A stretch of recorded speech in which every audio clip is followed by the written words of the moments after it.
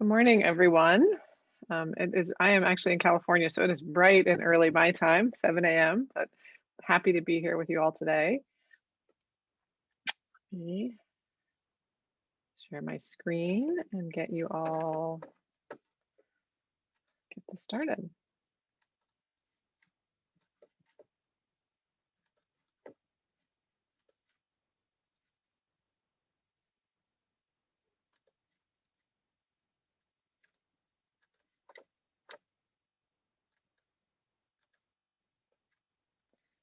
Okay, good morning. Can I have somebody in the chat confirm they can see my slides?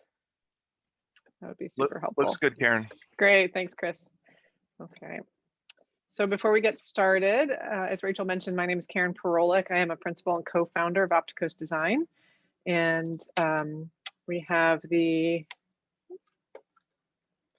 standard AIA credits. PHRC was able to get credits for these sessions. So there's the standard AIA information description about the session today. We're going to be talking about missing middle housing and the way that they can both support walkable neighborhoods and provide some affordability. So we'll talk about more about that. And the learning objectives. This is a great outline. We're going to talk about the true definition of missing middle housing, how it provides increased housing choices and affordability, look at some potential barriers. We will talk about that a little bit, and then we'll give some examples of what's happening across the US particularly. So with that, we will get started. So again, thank you to Rachel and Chris and to everyone at PHRC for inviting me to be here today. I'm super excited about being here. So I'd like to start telling this story. We call this story the beginning of the missing middle housing movement. Back in 2001, 20 years ago, we were working in the small town of Isla Vista. It's a small town in Southern California. And they had brought us in. They had a little main street, and the main street was struggling, and they were looking to do a little downtown plan to support their main street and to bring some vitality to the main street. And so we did our typical urban designer architecture things, and we did some analyses, and we did some studies, and we looked around, and we came back with the results. And we said, the reality is you need some more housing. You need more people within walking distance of your main street to support those businesses. So they were game. They said, all right, let's do it. But whatever you do, we don't want any more than 17 dwelling units per acre. Now that caught us off guard. It is very common in communities to hear people complain about density, and we don't want too many people, all the problems with that, but to have a particular number, and multiple people said that 17 dwelling units per acre. So we got curious, and that curiosity was a great step for us. So we wondered what was behind that number. So we said, let's find out more. Why don't we go for a walking tour? So we took everyone out, got everyone out. It was Southern California, so it wasn't too cold. So we all took a walk outside and walked around the neighborhood, and we looked at different housings in the neighborhood that already existed. And they talked about what they liked and what they didn't like. And we came upon this building, and everyone to a person loved this building. They loved the courtyard, they loved the greenery, they loved, the building itself. Everyone was really thrilled. And we thought, this could be the answer. So we went back, finished the walking tour, went back, and my partner, Dan, went back and did a little investigating, and he paced off the lot to figure out the size of the lot. And he went around and counted the utility boxes and counted the mailboxes to figure out how many units were actually in the building, and did some calculations. And we brought it back to the community, and we said, this building, remember this building that you loved? Would you like more of this? And they said, we love it. This building is 54 dwelling units per acre. It was over 3 times the density that they had in their head that was the maximum density that they wanted in their town. And this was a real aha moment for us, because we realized that what people imagine when they hear the word density, what they imagine when they hear multifamily housing, was very different from the possibilities that we knew existed in these historic towns across our country. So what's the problem? And you all probably have some idea if you're here today, but there are numerous problems that we're facing across the country. First of all, we are no longer the household that is pictured in this picture of a family with 2.2 kids and a dog, right? The reality is that already 30% of households across the US are single person households. And by 2025, in less than 5 years, 75 to 85% of households are predicted to be households without children. And that's both because the millennials are delaying longer before they have children and because the baby boomers is a large generation.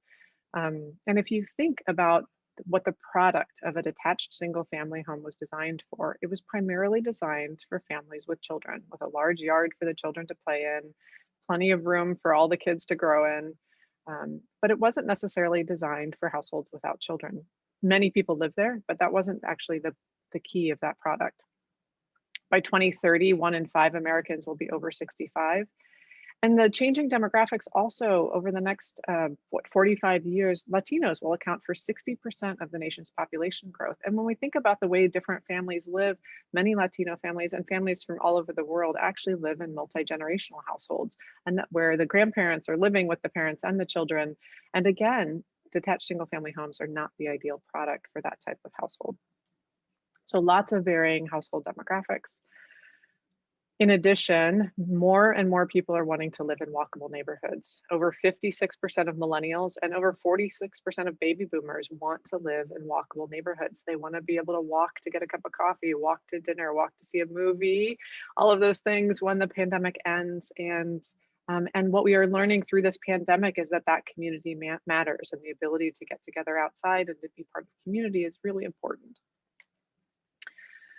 But there's a little bit of a problem in that oftentimes when cities and developers hear that people want walkable living, they think of this, they think of city living. And some people think of Manhattan, and it certainly comes up in conversations. But other people are really even thinking about these 4 and 5 story mid-rises, and that's not the type of living that they want to live in. Now, these solutions are very important for our affordable housing crisis, and on places like wide corridors, they can often be a wonderful solution to the housing crisis.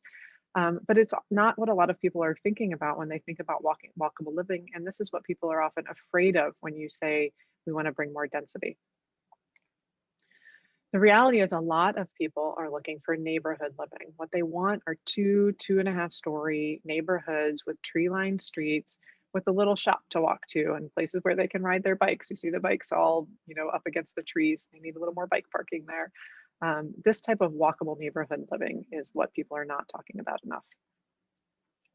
As I mentioned earlier, the affordable housing crisis is growing rapidly. Already in 2017, over 30% of American households were housing cost burdened, and that number has grown significantly since then.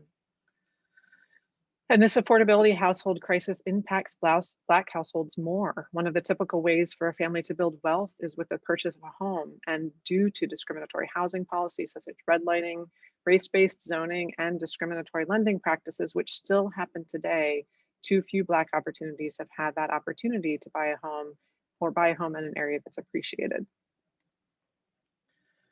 The reality is that when we look at providing a different product besides a detached single family home, the vast majority of cities are actually zoned for detached single family only housing. So in the bottom row here, you look at everywhere from Seattle to Charlotte to Sandy Springs, Georgia, to Arlington, Texas, to here in the Bay Area where I am in San Jose, California.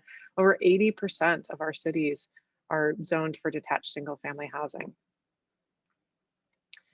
And lastly, our rules for development are out of date. The zoning system that most cities use was actually designed the same year as this camera, 1916. Were the first zoning codes that were designed. And that system, we've put lots of fixes on it, lots of layers on it, but we are still using the same zoning operating system that was designed in 1916. Might be time for a little rethinking of that. So let's talk about missing middle housing. Why is it important? So this is what's getting built. Essentially 2 housing products, detached single family homes on the left and mid-rise and sometimes high-rise apartment buildings or garden apartment buildings on the right. We can also throw townhomes in there. So I'll give you three housing products that are being built for the incredible diversity of households that we have across the US. So what's missing are all of these types in the middle: duplexes, triplexes, fourplexes. The names will vary in your town. They vary across the country. Bungalow courts, multiplexes, live-work units. But these houses, these building types all existed in almost every neighborhood built before the 1940s in the US. So if you go to pretty much any historic neighborhood across the US in any town, you will find these building types. And the way we define it, our definition for missing middle housing is house scale buildings with multiple units in walkable neighborhoods. It's that simple. But we are talking about house scale, low 2 to 2.5 stories typically, with multiple units, and walkability is key too. And I'll talk more about a little bit of that. So why do we call it missing? Well, between 1990 and 2013, less than 10% of all housing units were missing middle in scale. Again, we used to build these all the time before the 1940s, essentially before zoning proliferated. Even though zoning was invented in 1916, it didn't really take off until the 1930s and 40s, and that's when we started losing our missing middle housing. But as I mentioned, we used to deliver these historically. You could buy the two on the left are fourplexes and the one on the right is a triplex. And these were available for sale in the Sears catalog. So for $3,000, you could buy all the materials to build a fourplex in the Sears catalog. So these really are a part of our history in the US. These building types are middle in two different ways, and it's important to talk about these. We came up with the term missing middle housing specifically to talk about the form and the scale. That story I told you in the beginning, we were talking about addressing people's fear of density and height and bulk. And what we're talking about are buildings that are in the form and scale between detached single family and multifamily buildings. And that's really important when we're talking in communities about how to provide housing in their neighborhoods that still meets their desires for a walkable neighborhood living. In addition, middle can be talking about middle income households and affordability by design. And missing middle housing is also a great solution for middle income households. As I mentioned earlier, you often have to look really closely to see the missing middle when you go out and take a walking tour. My husband and I, and we've been talking about this for over 20 years, literally 2 days ago, we were out on a walk in our own neighborhood. We live next door to a duplex. Missing middle housing is prolific in our neighborhood. And we walked by a house that had just been renovated. And he said, you know, I really loved what they've done with this duplex. And I said, is it really a duplex? I think it's just a detached single family home. And he's like, really? No, I don't think so. And I was like, well, no, I only see one front door there and it doesn't look like there's a stair. And he says, well, but look, there's 2 electric boxes on the house. It's definitely a duplex. So they're really hard to find and you have to look really closely, but they are there. And they fit in, just tells how seamlessly they can fit into these neighborhoods. So here's some examples from across the country. These are different missing middle housing types in Omaha, Nebraska, in Winston-Salem, North Carolina, in Atlanta, Denver, Colorado. And what you'll see is that the materials might vary depending on where it is based on climatic concerns, but the types are still the same. Detroit, Michigan, and a few from Pennsylvania. And again, I'll tell you the story. So we had the one on the left and the top one are in Philadelphia, which we had in our own photo archive. I was looking for one in State College, and the one on the bottom right is from State College. I found it on Google Maps, and usually we can find those too. And I can guarantee it's at least a duplex because there's 2 front doors on the front. There's actually another door around the side of the building. So I think it's about a 4-plex, but again, I couldn't get close enough to count the mailboxes. So somebody will have to go check this one out for me and let me know. But it clearly appears to be at least a 4-plex. So what are the different types? Now, again, these types, the names will vary wherever you are. There will be different names for these, but essentially duplex is 2 units side by side. Stacked duplex, 2 units, one above the other. Cottage court, a series of 4 to 6 cottages around a shared courtyard. And this is my favorite type. I talk about dreaming of living in one of these cottages and having my babysitter live in one of the other cottages. Can you imagine raising kids and being able to share the caring for those kids with multiple people? In fact, this is also my friends and I have been talking about building one of these cottage courts to retire in. The idea that the rear building is often a larger shared kitchen. And sometimes it has a second story with like a guest unit or someplace for people to stay. And we've thought about that could be a caregiver unit if you have 6 or 8 of these cottages around and you could share the cost of a caregiver. This is also a great type for communities with different abilities, sometimes autism, where they have some ability to live independently, but they do need some shared living accommodations. So these are wonderful options for all sorts of people. The fourplexes that I mentioned before, 4 units in one building. And this one on the left, the red brick building, is a great example. This is in Dallas, Texas. And you look at it, it could easily be a large detached single family home. In fact, I'm sure there are many houses in Dallas that are this big or larger. So it could be a beautiful detached single family home. This building happens to be a fourplex. There are 4 units in it. And the building over on the left, you can just see a tiny bit of yellow brick there behind the tree over on the left-hand side of that. Looks exactly the same from the outside, except that it's yellow brick rather than red brick. And that one actually has 8 units in it. So again, the same size building, but it has 1 unit or 4 units or 8 units in it, and providing a variety of housing options. I did want to mention, we have a new book that came out from my partner, Dan Parolek, last July called Missing Middle Housing. And we also have a website, missingmiddlehousing.com, and there is a lot more information about all of these types in both of those places. And so we have charts and diagrams like these that talk about the resultant density, the parking that we may do based on different scenarios. We have documented types, and then we have idealized types that we have brought up to kind of modern standards. So lots of information. I'm not going to show you it for all of them at this point, only if you're interested, you can go dig more. Townhouses, very common type, everyone's familiar with. Triplexes, 3 units in one building. And live-work units. And live-work units are where it's usually one family or even one person living in the entire unit. But the ground story is a flex space. So even though it's the same owner, they could use that for a family room or a formal dining room or a living space of some sort, a teenager game room. Or it could actually be a retail space of some sort or an office space. So it can be, you can open a small business, have a small coffee shop there, have a small office there. So that flex space is allowed on the ground floor. Multiplexes, so these are buildings that are more than 4 units. Usually we talk about 6 to 8. They can sometimes go up to 12 or even 20. So, you know, some variation there. And we have seen 2-story multiplexes that go up to 20 units, so it is possible. And then lastly, courtyard apartments, like the example I showed you at the very beginning, different units arranged around a courtyard. So what are some important characteristics about missing middle housing? How do we get it right to really support these walkable neighborhoods that we're building in? Well, number one, they really are about a walkable context and living in livable communities.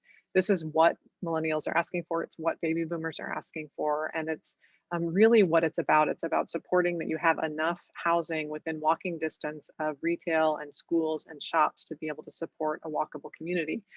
And so if you look at, it's a numbers game. In order to have a walkable community, you have to have amenities that you can walk to. And for those amenities to be viable, they have to have enough people within walking distance. And so it's a numbers game where you're trying to get enough people within walking distance to make both the small businesses and often transit viable for these walkable neighborhoods. It's also a really important solution to consider for post-COVID-19 planning. And I'll tell you a story about how these types have been really important during the pandemic. My grandmother, who's in her 90s, who is a Spitfire, lives in a duplex. It's an assisted living community that she lives in, but she lives in a duplex in that community. And therefore, she and her boyfriend, yes, my 90-something-year-old grandmother lives with her boyfriend, they have been able to go out every day for a walk because they don't have any shared spaces. They have their own unit, they have their own front door, they can walk outside and they can go for a walk every day. My neighbor's mother also lives in an assisted living facility, but she lives more in a mid-rise type building. And early on in the pandemic, she was actually locked in her apartment for a couple of weeks because there was too much fear around the shared corridors and the shared elevators that they weren't actually, and they were at such high risk, they weren't actually allowed out of their apartment. And that's really something to think about, the livability. And a lot of people, I've done a lot of speaking around teacher housing, providing affordable teacher housing, and teachers talk about they don't want to live in dorm living, they want to live in a house. And this missing middle housing provides that livability and that variety for them. Again, we are talking about buildings that are compatible with single family homes. That's really important. You can provide middle income housing in mid-rise apartment buildings. And that's not what we're talking about when we're talking about missing middle housing. We're specifically talking about building types that fit within detached single family neighborhoods or perceived detached single family neighborhoods. So they look like a house, but you can have multiple units in them. There's a triplex, great example. So again, we talk about what's important is zoning for, and I'll talk about this later, zoning for the size of the building, zoning for the width and the depth and the height of the building so that you're keeping the form of the building, but then potentially letting go of density, because then you can let builders build as many units as they want in that, depending on which market they're trying to get at. So I'll show some more examples of that later too. They are smaller units. So if you take a single family home and you divide it into 2 units, by definition, it's going to be a smaller unit. And so what we have learned from the tiny house movement is when you design smaller, you need to design better. And so looking for ways to design better units, especially when you're thinking about the retiring generation. My parents had this situation where they were already living in the smallest detached single family home in their neighborhood, and they got lots of comments from their neighbors about being jealous that they wish they had a smaller house like my parents' house. And even then, my parents are like, we're tired of taking care of a yard. We don't need to take care of a house this big anymore. It's only the 2 of us, and you kids don't get to come visit often enough. And so they sold their house and downsized into an apartment. And the only option that they could find, they live in Charlottesville, Virginia, the only option that they could find that met their needs for a nice living space was a garden apartment building, a standard garden apartment building. And they would have loved to have had options like this available, duplexes or fourplexes to move into that were nicely finished. And AARP is talking a lot about missing middle housing for this exact same reason. Retiring baby boomers are looking for other places to live and for walkable communities, and they're talking about missing middle housing.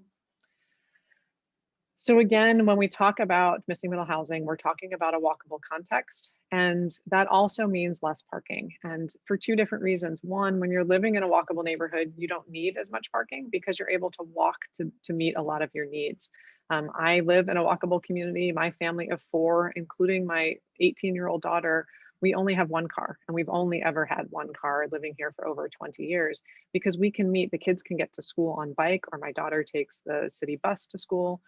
Even now, she can take the city bus to school, although she's not going to school, but she does take the city bus other places. We're able to, my husband and I both happen to be able to ride our bikes to work, but we could also, I used to take BART to work, and I could walk to a transit station and take transit to work. So we've only ever needed our car for weekend getaways or for getting out of town or for getting up to the mountains.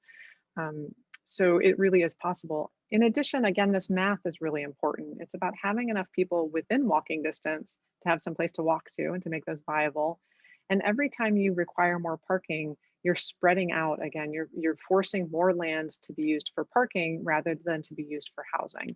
And that changes the math and makes it much more difficult to make walkable neighborhoods viable.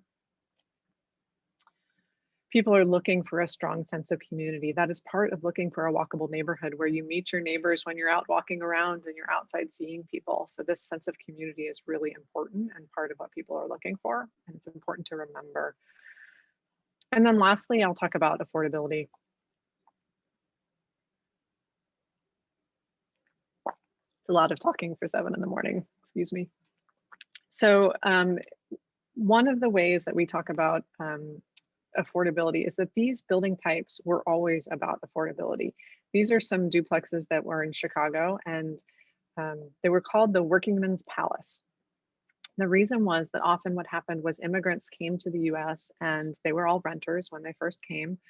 And their children, first generation of immigrants, were often the first ones who had saved up enough to be able to buy a home, but they often couldn't buy a detached single family home, or because of racial covenants, they weren't allowed to buy a detached single family home. But what they could do is they could buy duplexes or fourplexes. And what it enabled them to do was buy a home so that they owned it and they could build equity in that home, but also they had rental income. So it was the income to help them pay the rent. It was long-term rental income. So these were actually really important. And then they were often renting to other immigrant families. And so these types actually have a really important historical context in the United States for providing stepping stones into building equity through real estate and through owning your home. So when we talk about affordability for missing middle housing, we're not talking about capital A affordable. These are not subsidized homes. Subsidized housing is super important for the affordable housing crisis, but we're talking about market rate housing that is more affordable by design. So we're talking about finding attainable price points. In some areas, it will work for households reaching households at 60% AMI and above. In other areas, like here in the Bay Area, it's higher than that. But it is still going to be more affordable than a detached single family home for a couple of reasons. Number one, you are by default sharing the land costs. So rather than having one home on that piece of land, you're having 3 or 4 homes on that piece of land. So those households are sharing the land costs. In addition, those units are smaller. So you're paying for less square footage. So that's the second thing. So those two things combined make them by default more affordable than a detached single family home or even a townhouse. You're also reducing the cost of transportation through 2 different ways. One, the annual cost of owning a car is $10,000. So just by only needing 1 car rather than 2, you're saving a family $10,000. My neighbors across the street don't have a car at all, and we live in a low-rise neighborhood. So you're saving money by transportation costs. You're also saving money by not having to pay for the land to park your car. Parking costs average renters over $225 a month, and that's at the low end in the country. Depending on where you live, it can get much higher than that. And so why should people have to pay for land to park a car that they don't need anymore? So again, you're reducing costs by paying less land for parking. And so when we look at the affordable housing conversation, up at the top, what's often called the barbell of affordable housing, there are a lot of people that talk about on the right side, it's a supply and demand problem, and we need to increase supply in a lot of these areas. And that is true. We do need to build more housing. And on the left side, people are saying, but that people are building more housing and they're selling it at market rate, and a lot of people can't afford that. And so we have to subsidize housing. And that's true too. The reality is that the housing crisis has reached the entire country, and it's really important to consider this. But if you look at what both of those groups are buying, the people building more supply, developers building more supply, and the affordable housing developers, they actually look exactly the same. They are all building 4-story, 5-story mid-rise apartment buildings. They're not actually providing any variety. And so missing middle housing is something in between those. It's actually affordable by design, so it's a market rate solution, but it is more affordable than detached single family homes. So we call it an attainable housing.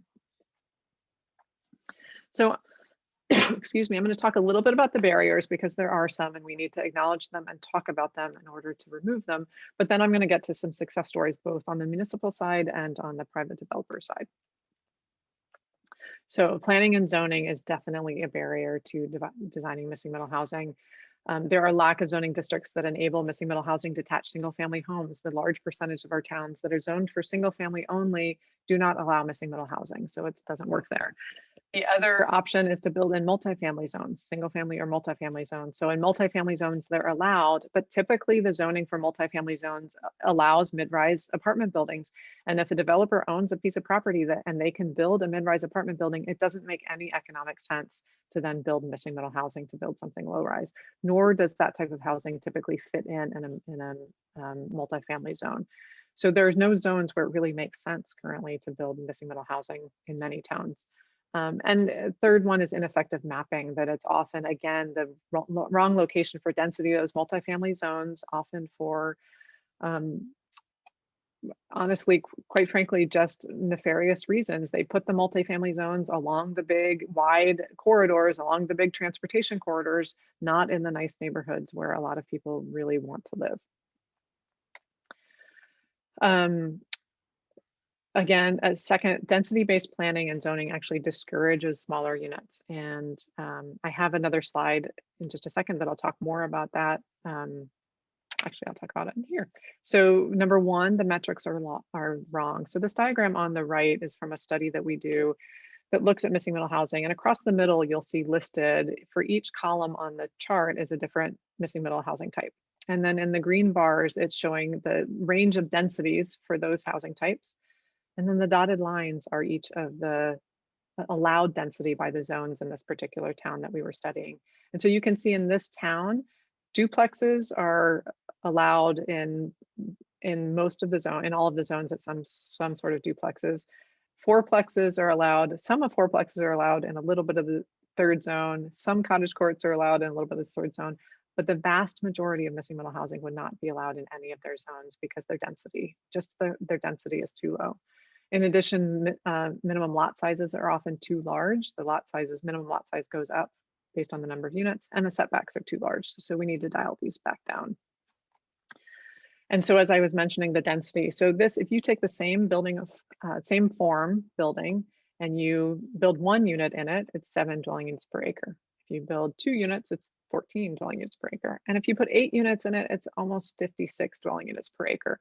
So even though you can actually build multiple units and therefore would be providing multiple products on the market based on different sizes of units, the density alone can prohibit that. And it actually would encourage developers to build the largest lots that they can based on the allowed density, rather than providing smaller units that are often needed.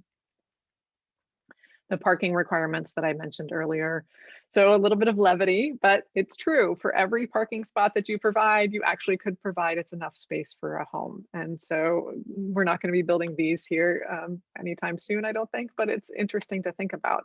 So again, across the top row here, the buildings in yellow it's all the same fourplex with 800 square foot units, 1 bedroom, 800 square foot units. And if you see the difference, if you don't have to provide any parking, you can get 54 dwelling units per acre. But if you have to provide 1 spot per unit and it's alley loaded and you happen to have alleys, then it brings you down to 41 dwelling units per acre. And if you have to provide 1 spot per unit and you don't have alleys, it has to be front loaded, then you're down to 25 dwelling units per acre. And what that means is we're building less housing on our land. We're using that land for parking instead. And the lower ones in blue are 2 bedroom, 1,200 square foot units. And that's the building would be a little bit larger. And again, you're dropping from 44 dwelling units down to 22 dwelling units per acre with that parking. And so we really want to be thoughtful. We often say that you actually can't be for missing middle housing and for parking. You have to decide what you're going to use your valuable land for. And many cities actually require, for every unit, they require 2 parking spaces per unit. And when you look at multifamily, which currently that's what missing middle housing is considered, they also require a guest parking space. So 3 parking spaces for a unit that you're building in a fourplex is 1,000 square feet per parking. That's enough room for another unit. So we really have to think about balancing that out and lowering those requirements. We recommend at least down to 1 parking space per unit to make these viable.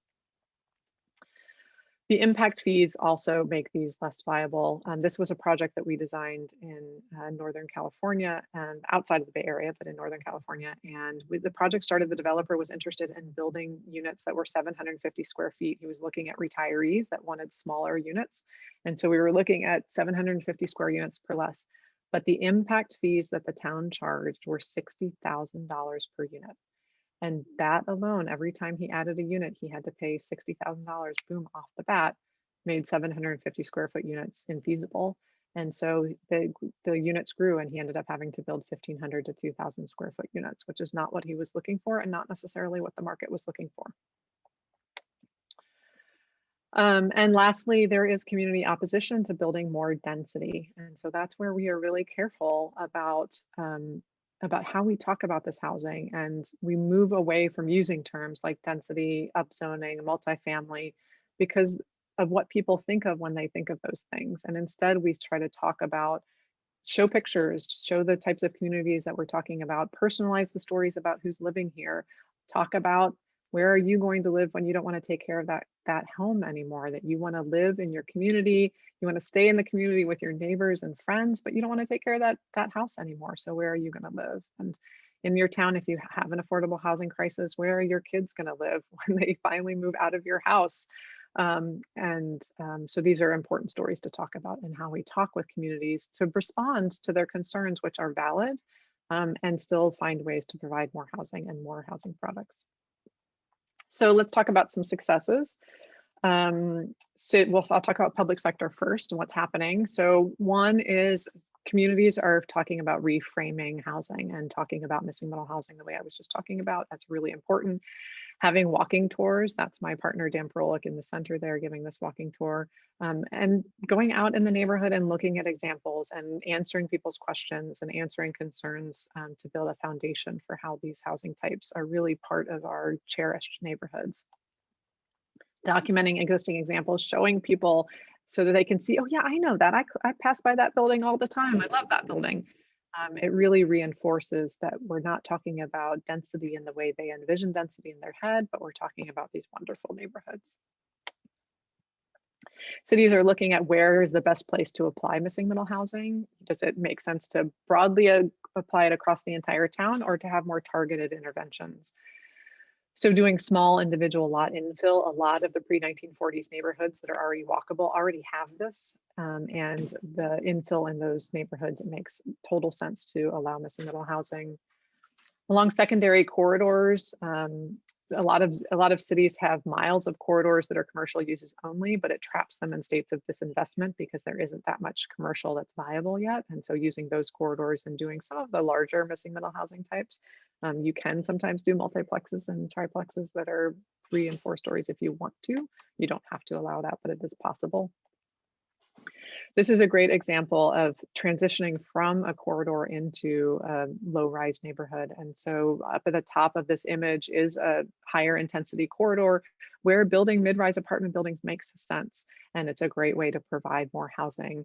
But how do you transition from that into the neighboring low-rise neighborhood? So right in the middle of this is actually not a street, that's an alley. It's actually a mid-block. So within one block, they transitioned into mid-rise, or sorry, from the mid-rise buildings on the corridor into missing middle housing on the backside of the block, which provides a great transition into then the lower rise neighborhoods across the street.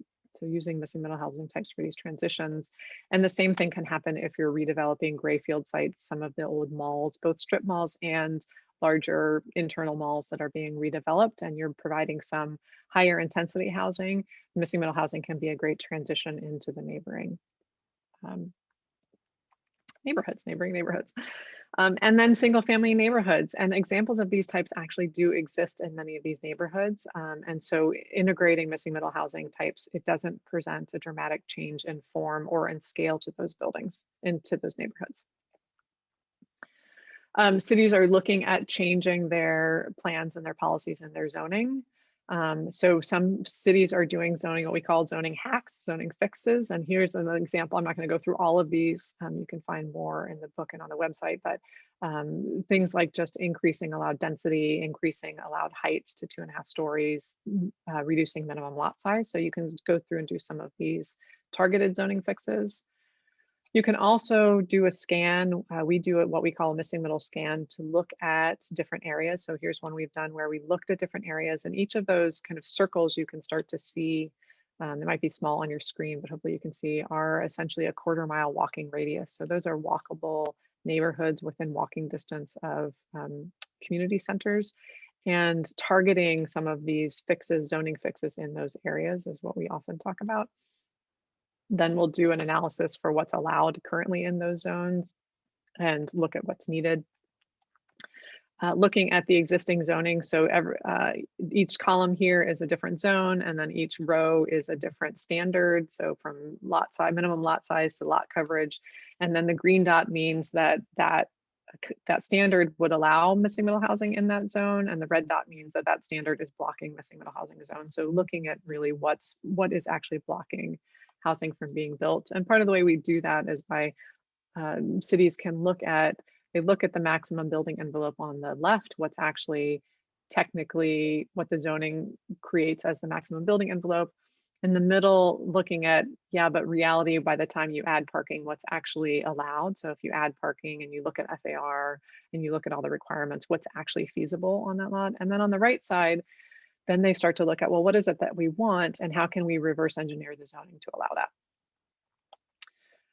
Places like Michigan, the state of Michigan is using missing middle housing as part of their economic development strategy, supporting placemaking and bringing placemaking and walkable neighborhoods to the state of Michigan, and housing to support local mean streets is a part of their state strategy.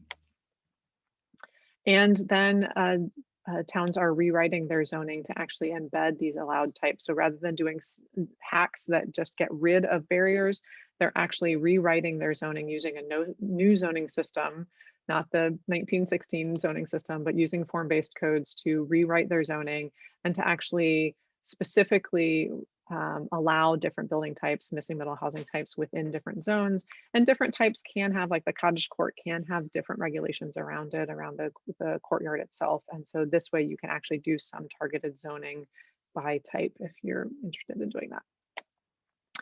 And the NAHB has, lots of people are interested in this zoning reform. So the NAHB, we worked with the NAHB on this report that talks about zoning reform. So lots of materials available about zoning change that you can do and that lots of cities are actually working on in their town. And then the fun stuff, let's see what's getting built. So this is an entire missing middle housing neighborhood being built outside of Omaha, Nebraska. The way the developers who are wanting to do this, they are realizing that there's a niche in the market to provide products that are not currently available, and they're finding ways to do it. So in this case, this is Jerry Reimer who's building this project, and what he did is he moved outside the city limits to the next town over. He went to Papillion, Nebraska, which is right outside of Omaha, and he talked to the mayor there, and he said, "Look, this is my vision for what I want to do. Can you help me do it? Will you help us figure this out?" Because of the zoning barriers in Omaha and the brain damage it was going to do. And so he's building it. He's done a lot of development in Omaha, but he thought this was a great way to build a model community to then convince others in the area that it was possible. So the building ranges in size. The units range from 740 square feet to 2,400 square feet. Actually, I think there's a few that are even larger. And the building sizes are from 2 units to 8 units per building. He's providing 1 parking space per unit, and then he's also providing 1 on-street space spot per unit. So some really creativity here. Here's some of it built. It's come out of the ground and different types. Multiplex on the right, another multiplex on the top left, and live work units on the bottom left. And the idea here was to make this neighborhood look like the historic mansion. So Omaha, like many historic cities, has these beautiful old mansion neighborhoods with these lovely, large, detached single-family homes. So we designed the buildings to look like those mansions, but this building here actually has 7 units in it. And so the idea, again, is the form of the building looks and is these walkable neighborhoods, but it has multiple units in it. But we were looking for getting efficiencies. How do we get efficiencies in building this way, which we all know are important to the economics?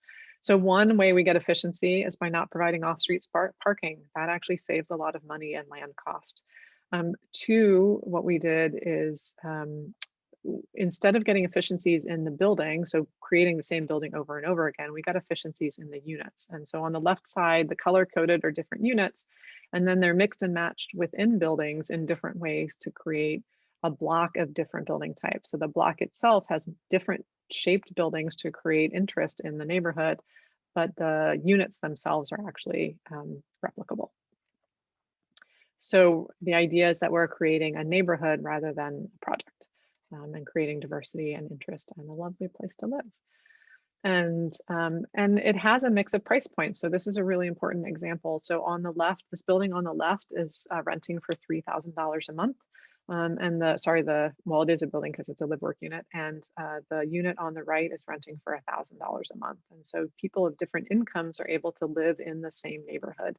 And one of the women who rents one of these smaller units in the building was so excited. And what she said is, she says, "I've never lived in a neighborhood that I wasn't trying to climb my way out of." The only neighborhoods that she's ever been able to live in at her lower income were lower income neighborhoods. And everyone in them was often trying to make more money to move into a nicer neighborhood. And she said, "But now finally I can afford to live in a nice neighborhood on what I make now. And even if I make more, I can stay in this neighborhood." And so it enables building that social fabric that's really important, really important. So this is another project, and in this case, this is outside of Salt Lake City, Utah. It's in the Daybreak community. And this, the developer here, Spencer Holmes, was a detached single family home developer, pretty large developer in the region of Salt Lake City. And they were realizing that they couldn't actually offer a product for under $200,000 per home. So even the townhomes that they were building, they couldn't offer for under $200,000, but they knew that there was a market for people who couldn't afford and wanted to buy something for under $200,000. So they challenged us to say, can we design something that we can build and sell for under $200,000? How can we get to that piece of the market? And so we looked at the property that they had, and they had these couple of blocks here that are 2 blocks from transit. So again, they're walkable neighborhoods with transportation options. And the blocks were actually fairly deep. So they weren't deep enough that we could divide them into smaller blocks, but they were so deep that we could actually look at providing units on the interior of the block. So what we did is we created a pedestrian muse, a pedestrian walkways in the middle, and that's why we call these the muse homes. It's a pedestrian walkway, and we essentially took a townhouse product and turned it on its side and then grouped them into buildings. So they're essentially duplexes along these pedestrian walkways. And so here's a diagram. And so the selling price at the time, this was a couple of years ago, ended up being, we were able to get some of the units, these the smaller units that are just under 1,000 square feet, they were able to sell them for $186,000. And then some of the larger units that went up to 1,400 square feet were $218,000. So a variety of price range, but they were able to hit the mark that they were looking for. They were able to mix and match the different units to get the number of units they wanted at that under $200,000 price point. And one of the most interesting things about this are 2 different things. Number one, the number 1 buyer in this of these units were single professional women. So women that were looking for security, they were looking for community, and they were looking for something that they could afford on a single income. So single professional women were the number 1 buyer of these units. In addition, of all of the products in the area, these products sold for the highest sales price per square foot of any attached housing in the area, and the second highest price per square foot of any housing units in the area, higher than most of the detached single family homes even. And the only other product that sold at a higher price per square foot were the smaller detached bungalows. So again, smaller living was what people are looking for, and they're willing to pay for it. So it was a win-win. They were able to offer a product to people that couldn't afford current products on the market, providing more attainable living. And they were able to actually get a very high sales price per square foot. So the last, excuse me, the last project that I'm going to show you before we take some questions is cul-de-sac Tempe. And this project is being designed and built in Tempe, Arizona. It already has its entitlements, and they're hoping to break ground this year. It is an entirely car-free community. There will be no parking for anybody living in this neighborhood. Every resident is within 4 minutes walk from a light rail station. So you can see the light rail on the bottom left. It's right catty corner from a light rail station. They're 1 minute from car share, ride share pickup, and 1 minute from bike scooter parking. So they're really focused on mobility access, lots of mobility. It does have a little bit of parking for some of the commercial businesses in the area, but none for the residents.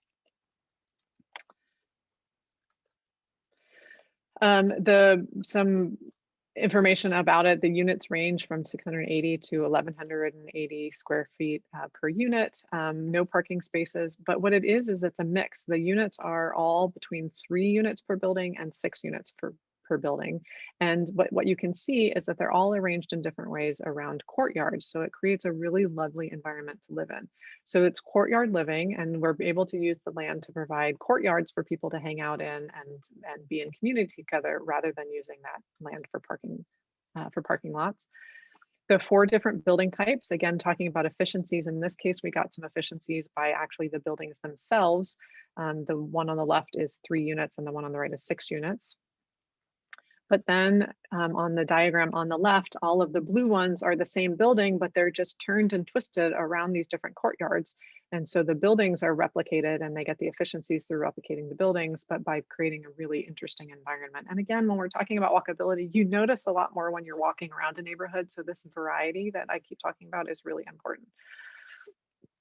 And the architecture, really thoughtfully restrained architecture. Again, this building was designed for the climate. You know, you want to make sure to design for the climate you live in. In this case, it's very hot. So having narrow walkways and having the 3-story buildings to provide shade was actually really helpful in this environment, and looking at some of the details around the climate. So that's it for now, and I'll take some questions, but just to let you know, to wrap up, we do have a book available that you're welcome to reach out, and we also have free information available on our website, missingmiddlehousing.com. Just so you know more about us at Opticos, we are architects and urban designers. We work both for municipalities who are looking to change and remove the barriers and create wonderful walkable places. And we also work for developers looking to bring them to life. So if you have some exciting project, please reach out. We work all over the United States. And what I want you to take home with you today is that what we're looking at is ways to provide more housing choices, that we have an incredible diversity of people at different price points, different living styles, different household types that are looking for more choices in the market. And looking for opportunities, maybe for small developers and for homeowners to have rental income, different opportunities. We want to provide people these choices and opportunities. And mostly it's about creating homes and neighborhoods that people are looking for and that they love. Thank you so much.